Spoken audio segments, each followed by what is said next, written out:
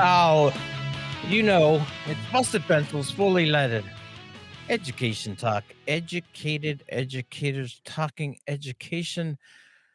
Dr. Johnny Lupinacci, me, Dr. Tim Slekar, and oh, yes, it is that day. Jacob, chairman of the board, he's here because it's Producer's Choice. Jacob, how are you, man? Hey, Tim, I'm doing good. I'm glad that you could make it here to your own show. It's always a huge pleasure for me to have you and Johnny on the Producer's Choice show, and I think we're going to have a pretty good holiday edition of the Producer's Choice. I don't want to give away what we're going to talk about, but so far, the Producer's Choice, I think I've done a good job of always bringing us back home to our holidays of the week, and this will be no exception. So, unless you have any more intro things you'd like to talk about.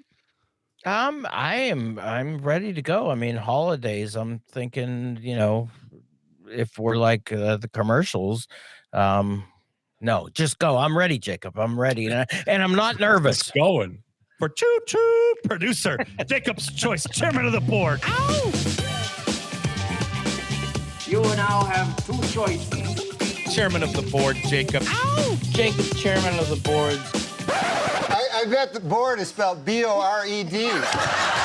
We choose to go to the moon. Life's full of tough choices in it.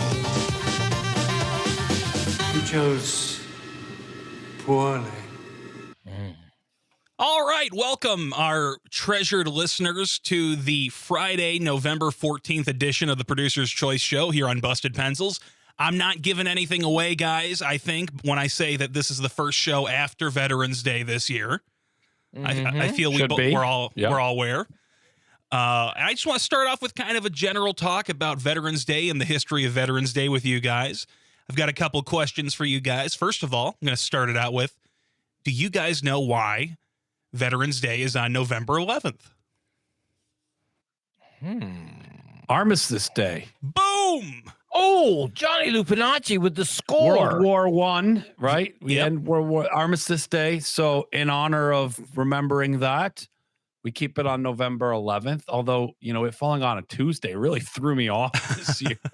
Used to having either a long weekend, that Monday, that typically also Veterans Day, Memorial Day always kind of blur for me. I know the differences, but I always kind of think, oh, it's a holiday to remember people in the service, and then I immediately go to Memorial Day as well. But no, I believe, Jacob, November 11th comes from Armistice Day, right? You are absolutely correct, Dr. Johnny Lupinacci. It all began with Armistice Day, the ending of World War I. The 11th hour of the 11th day of the 11th month was when the armistice finally kicked in to end World War I. I always thought that maybe they shouldn't have waited 11 hours for the symbolism, because I know actually, it's kind of, it's a downer, but people did die during those last few hours getting to the symbolic 11th hour. Right, exactly. Well, I do also remember as a kid having moment of silence at 11 a.m. Which makes sense. Right, 11 a.m., right? So. Wow. Yeah. Good symbolism, though, huh? It has stuck with us. So it became a national legal holiday in 1926, and then in 1954, after World War II in Korea, President Eisenhower changed the name from Armistice Day to Veterans Day to recognize the last two big wars that came after World War I, and made it a general all veterans holiday in the United States. Around the world, it's also known as Remembrance Day, but basically, because it started with World War I, it's actually a pretty worldwide recognized day for honoring veterans. Wow. I did not know all of that info. Man. It's Commonwealth Day is that correct in Canada? I think it's also the 11th, and they wear those cool poppies. Yes, yeah, the poppy is a big symbol of remembrance, Commonwealth, and Veterans Day. Not so much here, I guess, but I think even it's a though, good symbol. I guess, yeah, because it's about in Flanders Fields, right? Mm-hmm.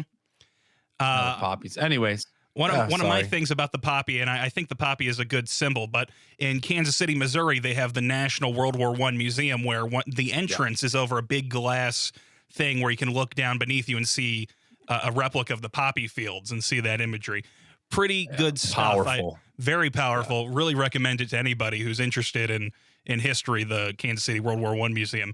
I want to read to you what Dwight D. Eisenhower said when he changed the name to Veterans Day. Here you go. I don't have a great Eisenhower impression. Whenever I try to do it, I think I just kind of do Gerald Ford. So I'm gonna avoid that and just read it.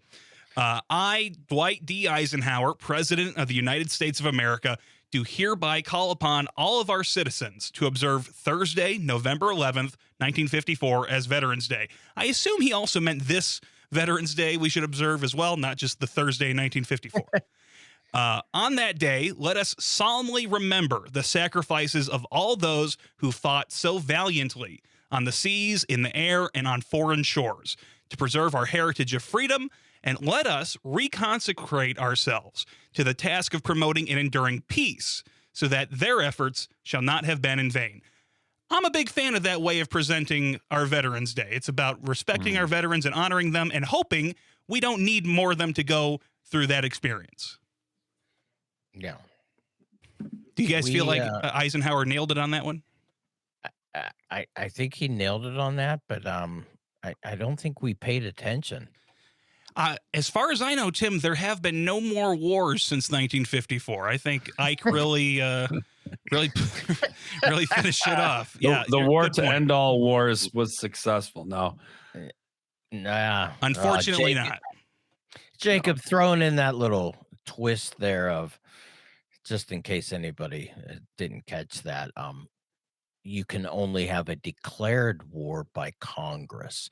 You can have lots of police actions and military interventions, and now it appears that you can, take out boats that are driving through the Caribbean if you think they have drugs. Just like Ike would have wanted. But seriously, folks, it is Veterans Day. I wanted to start with the history a bit, get some of that purpose, not just remembering the wars, but having the purpose of caring about peace and wanting to perpetuate peace. Dr. Tim Slekar. In fact, because of that, my father-in-law, Vietnam veteran, my wife quickly today put out, we have a flag hanging out in front of our house today, which used to be one of those things that I can remember my father as a child, like, all the time, pulled out the flag, put it out on the flag. We had a little kind of like angle thing on the side of the house and put it out there. And it was just something that you saw everywhere. I don't know if this is kind of like, remember back in the days when people actually cared, but we have a flag out in our front, the front of our house, and pulling in tonight from work, it's pretty awesome looking to see that flag hanging from our house. Just thought I'd put that out there. If I could say, Tim, I've always felt a sense of patriotism because we have a cool looking flag and it makes me feel all happy to see it. And I've always been more in the camp where when I disagree with my fellow Americans or what my government's doing, I come down more on actually, it's my flag, too. I'm going to own it, too. I'm going to have this cool beach blanket with the flag on it. It's not just for people I disagree with. That's my patriotism plan. But moving forward from the history of Veterans Day, and I can see Tim's awesome house there. I actually see a bat flying in the background. Nice flag, Tim. Yep, just had to show you. I want to hit on some of our current stuff, what's going on in the world. And specifically, I want to talk about education and veterans, because I know that there's a lot of programs out there for veterans to get involved in education, a lot of ex-veterans getting into teaching. I kind of want to have kind of an open discussion with you two educated educators about some of the things you've been seeing. So maybe we can start off. Tim, can you talk about just sort of some of the ex-veteran, or I guess you're always a veteran, but ex-military young students that you've been interacting with? I've done this now at and this will be the third institution working a lot with veterans. In fact, maybe even more so here. But there is in I think almost Johnny will probably say this too. All institutions of higher education, there's usually an office of Veterans Affairs or something like that, where if you're a vet returning to college, you get to hopefully the director of the vet center is themselves also a vet and can really lay out for you the different programs that are available, whether it's how to use money that they were put forth through some type of an enlistment program, GI Bills, different types of things now. But more importantly, now is the acknowledgement and recognition of that service and how it counts for what we're saying credit for prior learning, so that you've done this, whether it's 4 years, 20 years, 34 years. Bring that to the campus, because higher education now is saying that work that you did, that service that you gave for the country, it's worth college credits. And let's see what we can work with to make the service that you provided for the country. Let's count it towards a college degree. I'm excited about that work. I'm sure Johnny will point out though too, and veterans to teachers pathways were something that we've talked about in the past on Busted Pencils. So, I excited right there to acknowledge that type, again, that work, whether they were doing 4 years, 20 years, but that is not something that, hey, now that you're done with the service, would you like to come back to college and spend a whole lot of money to get a degree? Instead of saying, hey, you know what? Not only thanks for your service, but your service really does count here at this institution of higher education. I know that one of the biggest difficulties that veterans have when they come home from their service is that transition from your previous life as a soldier being so different from your civilian life. I think that's a really great thing you're talking about there, Tim, of not just it's good to have the credits, but it's good to recognize that your previous life and your new one, there's a synergy there. Your old skills can apply to what you're going to do now. I think that's a great transition to help with the veterans. And Tim, if you could inform me, because this is your expertise, not mine, but I've always felt that there's a lot of issues out there for veterans, whether it's talking about access to mental health care, access to housing, the job market. But one thing that, as an outsider, neither a veteran or a teacher, I've always felt had a pretty good reputation was the educational opportunities for veterans. That always seems like something that vets actually do get what they were promised, roughly. Am I getting that right? I mean, is that a good situation? Yeah, you're right. But here's where that Office of Veterans Affairs on any of the campus comes by. Hey, guess what? Other than the institution making some types of, credit for prior learning deals, but there are lots of resources that vets were promised through their enlistment, through their service, through their commitment, through different things. And hey, guess what? It's the federal government. And sometimes accessing all of those resources that they were promised, it's it's a bit of a puzzle, a maze, a matrix that really requires dedicated personnel. And so I was just at a workshop last weekend with having two vets that are currently going through our public higher education system, and their pitch was to say how important the Office of Veterans Affairs are on campuses, because whether it's a GI Bill, whether it was a $10,000 signing bonus, how it can be apportioned across the total number of credits that are there. There are, with the federal government, guess what? There are lots of rules. And so to access those resources, that's where that Office of Veterans Affairs really comes in handy. That's what I got right now. I don't think anybody here on the show would claim that higher education is perfect in everything that you guys try to do at institutions. But I would say that a strength of your average university is having lots of advisors who are happy to talk to you, having an open office that you can come ask questions at. So in that way, I am at least encouraged to say at a university, this complicated process shouldn't be so complicated, but you could probably find Susan at the help desk who will talk to you and try to guide you. And that is encouraging. I want to ask you, Johnny, you're an educated educator who educates educators. Can you tell us a bit more about the vets to teaching pathway and pipeline there?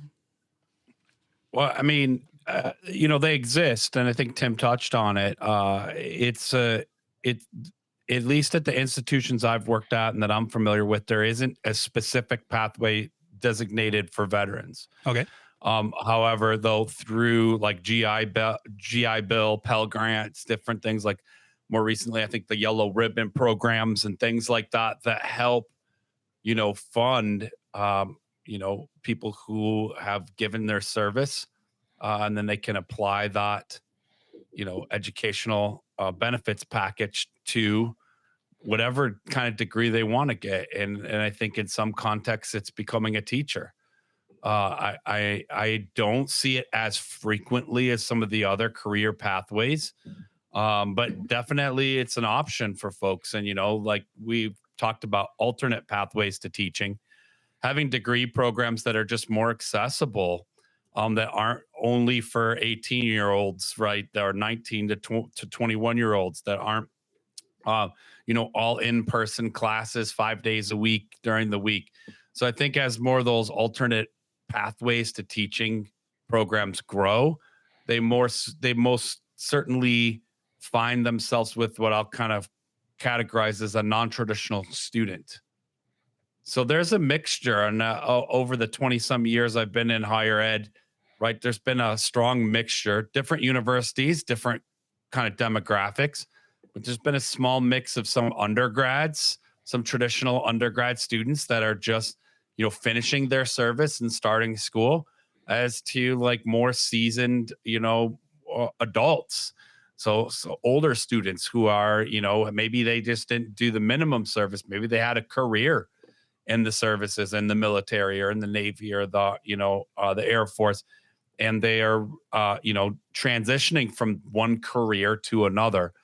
And so seen a lot of those really great attributes. Love the move of more and more higher education institutions, finding ways to count service as credit, right? It's not the same as a degree, but certainly some of the objectives we have in a, undergraduate degree, you probably picked up through your training, through the courses you took in the military, through your service, through your, traveling, or I won't call it traveling, right? Through the work you've done around the world. It includes travel, but I don't want to, make it sound like people into the service and they go on vacation by any means, right? But that world-mindedness and that global perspective that we often, look to curriculum to supplement, they're oftentimes in classrooms, a valuable source of sharing global and world perspectives. So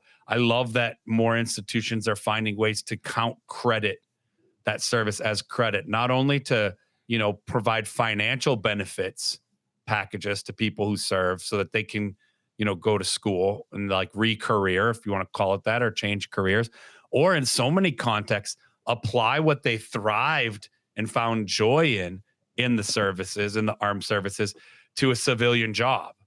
Right. So you may have found yourself like you really enjoyed, sharing your knowledge with others and teaching, newer members of your team how to, do X, Y, and Z. And so you could become a teacher. Likewise, you might be an engineer, right? Pre-engineering, you've done a lot of civil engineering work, in your service. I could go on and on with students that I meet who serve, especially on a week like this, when we can remind and thank them for that service. It's always special. But always asking students, when you see them in uniform or you find out that they've served, asking them, hey, what's your program? What degree are you getting? Why? When did you know you wanted to become a computer programmer? Like, when did you? And I can tell you, in those conversations, almost always at one point in their experience in the service. They really found joy in success, or they really thrived at a particular thing. That, like Tim said, folks, either they came right out of their service and entered higher education with that focus, or in conversations with support, like Jacob, you talked about advisors, and Tim talked about offices of veteran affairs and different ways to support students. Having those conversations, key, huge, because they become such an integral part of our college campuses and obviously of our communities. I want to ask you this, Johnny, just something I've been thinking about during our conversation.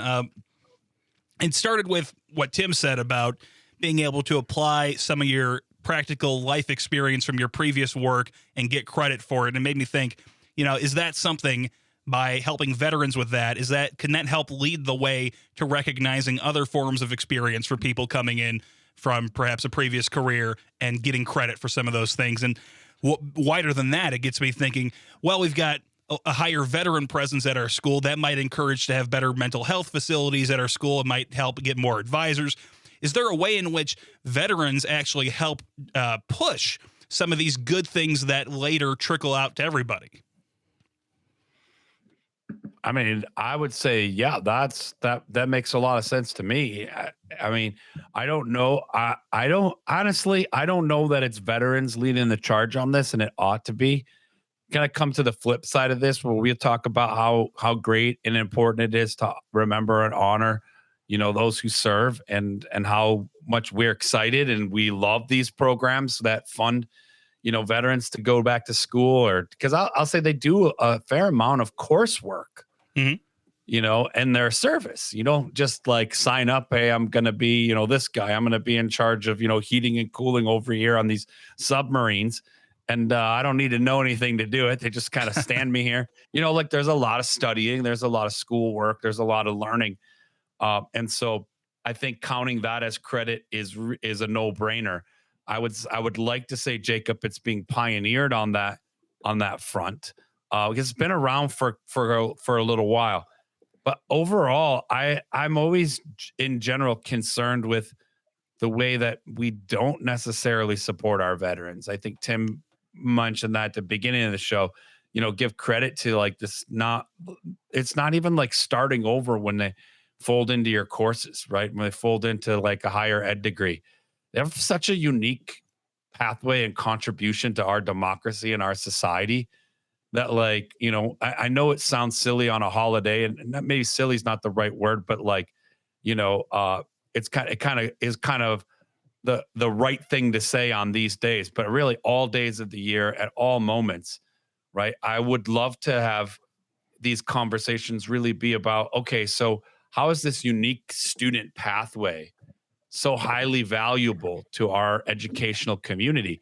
Because I know as a student and also as a teacher, it's brought so much value to both me as a learner, as a student, to have veterans in class, to have like friends who, came through a different pathway than I did, share their worldviews and their experiences. And that's a big, big part of going to college, is having those classroom discussions with people who have different culture than you, who have different life experiences than you.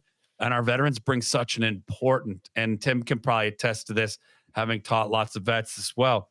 Like, I mean, some of the most thoughtful and wise perspectives on world politics, right? And on compared, like just talking education, comparative education stuff, being able to share like, hey, when I was stationed here, this is what the schools were kind of like, or this is what it was like, to be in particular when I was, becoming a teacher and then teaching, what it was like to be, in the conflicts in the Middle East, right? What life was like for kids going to school in Afghanistan, right? And so it really brings that human level to both, times of conflict and times of peace, but to world differences that I always very early on realized this is something extra special and valuable.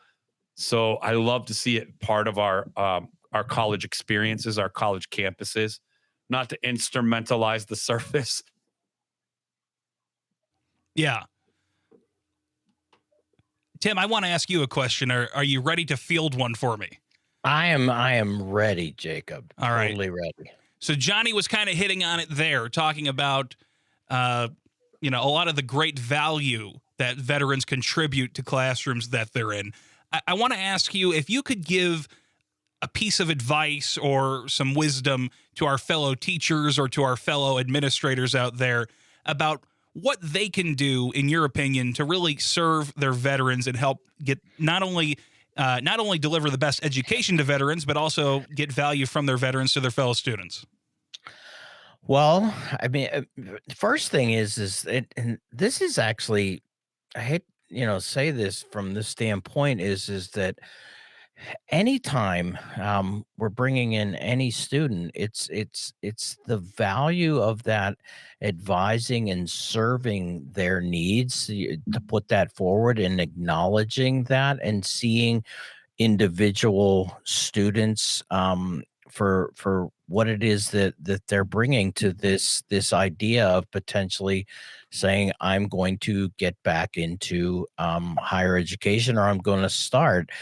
But from a leadership standpoint, what I've seen now in looking at those Veterans Affairs offices is to really put as much effort and resource, and I mean this resource, if you have it, because guess what? Those offices, I've seen them now, are again shoestring budgets, and the reason they're so successful is because of the committed directors that I've worked with, who themselves were veterans, who are there and really understand what it is that they're doing and why they're doing it. And so anytime, any leader, particularly on campus, if you have an opportunity, first of all, stop into the vet center, meet the director of Veterans Affairs, and one of the things, check out who's also typically hanging there, if there is like a lounge or a place for the veterans, because you'll be fascinated, I think, to hear their stories, why they're there, and what they're doing. And what is it? Ask the question.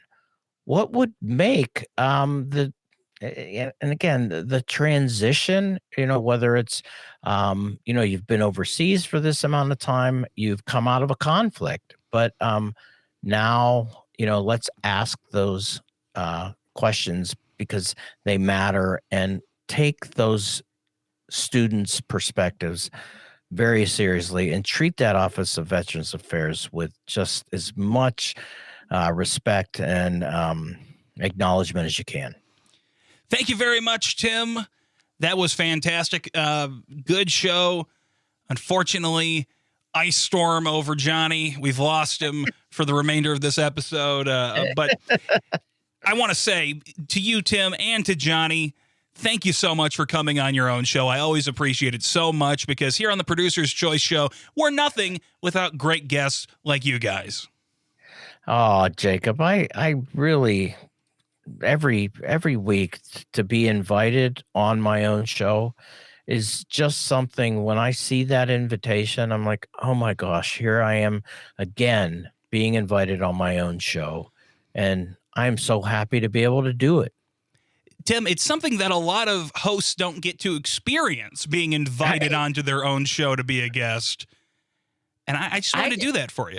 I gotta wonder, Jacob, too, is like how many other hosts of their own show ever get invited to be a guest on their own show. I'm gonna maybe put out there that Jacob and the chairman of the board, Producer's Choice, inviting the hosts to their own show. I have a feeling you might be one that stands out as maybe one of the only Producer's Choice hosts that invites guests. Tim, you're spiraling out of control on this last part of the show. I just want to point out how special you are, Jacob. Thank you very much. And as somebody who's been broadcasting for a long time myself, I know that it is way more fun to be a guest on somebody's show than to have to create your bullet point list and plan out a program. You just show up. Hey, what? The show starts in 4 seconds? Yeah, I just sat down. Whatever. You're the host. I'm the guest. Let's just do it. That is how it goes. But we've got time for this last thing, and you and I are going to do it. Let's go. 60 seconds. We're going to say a quick shout out to a vet here on Veterans Day week. I'm going to go first because I'm the host and I get to control everything with this magic board. Want to say, hey, my two grandpas, Jim and Dave, both veterans, Navy and Air Force. Thank you for the service. Much appreciated. I always enjoy the stories that I've heard from your time in the service. And to all our veterans out there listening today and to the families of veterans, happy Veterans Day. And now you, Dr. Tim. Hey, to my cousin Ray and my cousin Dave, they're brothers. My cousin Dave, Vietnam veteran, my cousin Ray, 20 full years in the Marines, all the time.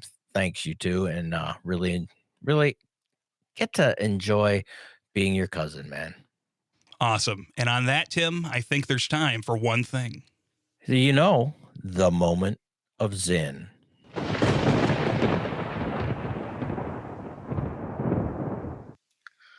By now, we have reached a point in human history when the means of war have become so horrible that they exceed any possible good that come out of using those means.